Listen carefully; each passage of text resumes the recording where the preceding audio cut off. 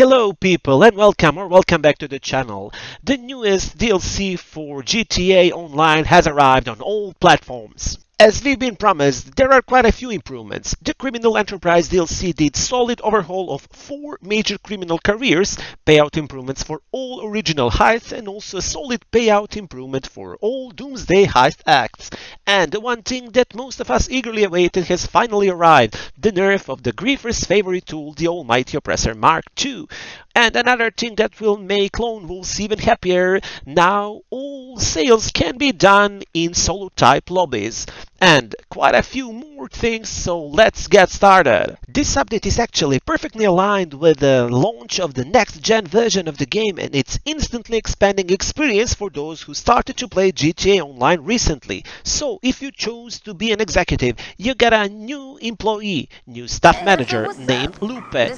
She joined your enterprise and she will help with sourcing additional special cargo. Besides new staff manager, a shipment of special cargo will appear in front of your warehouse, packed and ready to be delivered to the docks.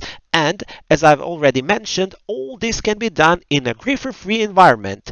It is worth to mention that 2 new source missions are added to the mix as well. All in all, this is not that big of an improvement, but it's just a small part of this major update. Now, MC presidents and their crew are now getting a new purpose for their bike shop. Basically, if you own an auto shop and you did customize NPC's cars, you will do the same here, just now with the bikes.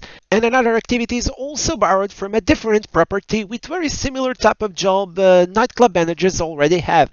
Club owner will now have to do bar resupply missions, which will make clientele happy and will earn you some passive income. And to add more fun, 2 new contracts are added to the board. Now the gunrunners, those proud bunker owners and friends of Agent 14, there are 2 new resupply missions.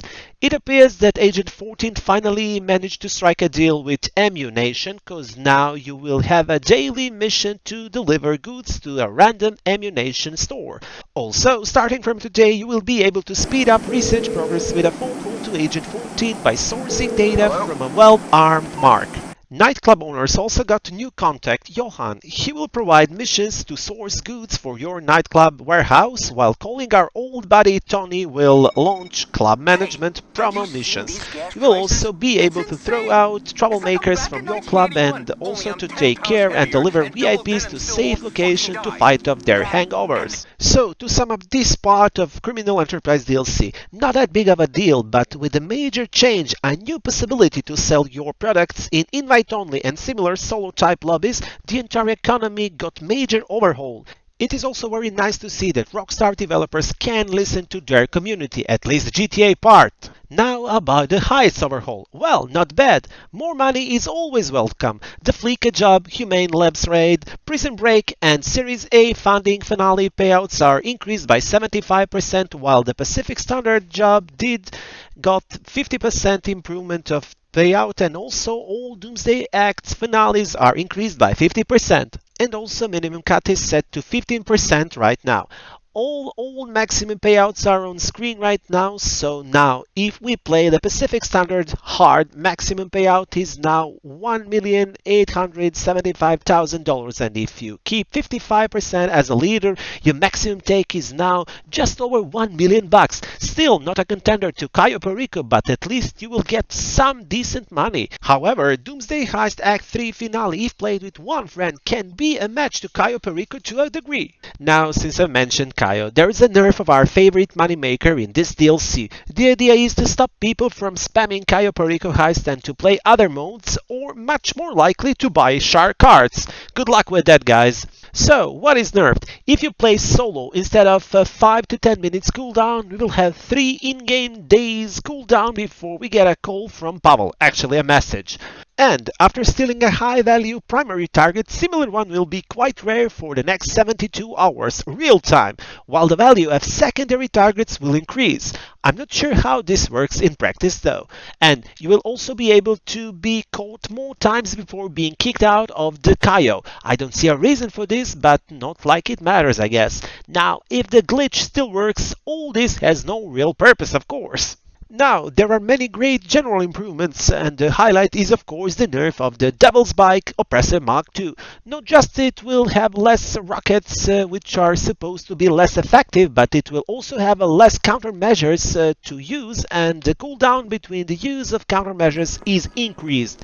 But the next thing should discourage griefing even further. Any kill or death that happen in free mode won't count in kill-death statistics, kill-death ratio. Such a great improvement in my opinion. It took just 9 years to be done. Great success. Destroying another player's weaponized vehicle now doesn't cost anything. The idea is to save money for those who defend themselves, but in reality it won't cost successful attackers either. So I don't know if this really will do the trick. And I really like next improvement I'm gonna mention right now. Mechanics will deliver vehicles much faster. Thank you guys!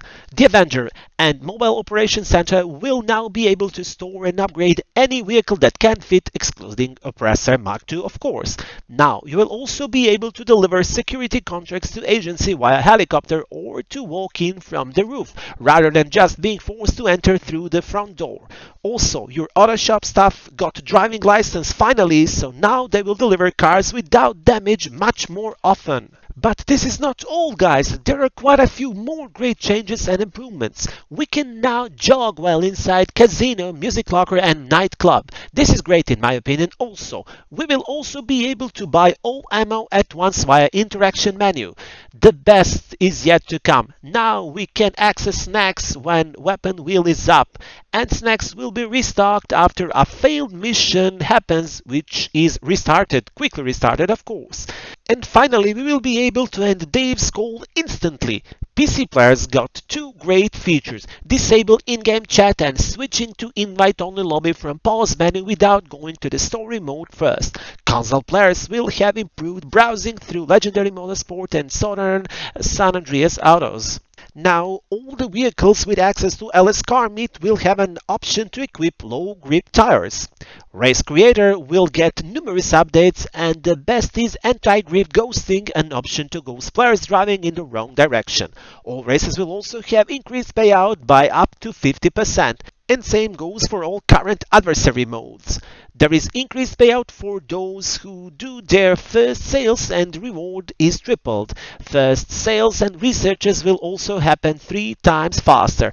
So, until now, we have covered what was improved. Now let's see what new activities and stuff we got. Just like the rest of the world, fuel crisis struck the city of Los Santos. The Duggans wanted to take advantage of this, and IAA wants to stop it. To help stopping them, Pure called upon the new Operation Paper Trail, which can be done solo or with up to 3 friends. Besides this, a bunch of new vehicles are introduced. 2 are upgradable by Imani, a few are tuners, and a few more will be upgradable by Benny. And more is yet to come over the course of the summer. Initial verdict: what can I say? Rockstar nailed it with this one. So many great improvements of basically everything players hated. A few new missions, but in total a lot of new content. The only downside I see is from a Red Dead player's perspective, to be honest. It feels like trolling of Red Dead community. After a claim about moving developers to new projects, you launch the biggest DLC on a Red Dead day. Tuesday was always RDO day, while GTA Online got its updates on Thursday. But enough of this. Rockstar, thank you for this one. At least we know you still got it when you want to do it. Enjoy GTA Online, people. We have almost entirely new game. See you in the next video. Cheers!